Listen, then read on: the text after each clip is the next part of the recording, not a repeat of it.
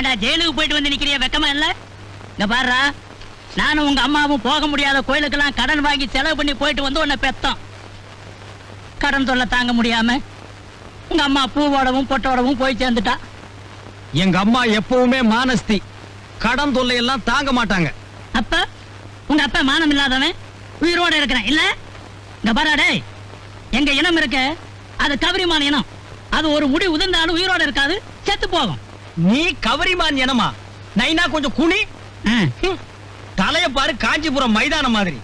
ஒரு முடிக்கு ஒரு தடவை நீ செத்து இருந்தாலும் இந்நேரம் எத்தனையோ தடவை செத்துருக்கணுமே நைனா. என்னடே, நீ எனக்கு புள்ளையா பிறந்து என்னடா செஞ்சிருக்க?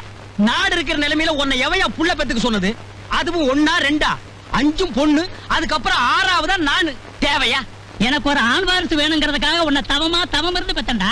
ஆமா, இவர் பெரிய தசரத சக்கரவர்த்தி. தவம் இருந்து ராமச்சந்திர மூர்த்தியை பெத்து எடுத்துட்டாரு. நானும் வில்லை அம்பி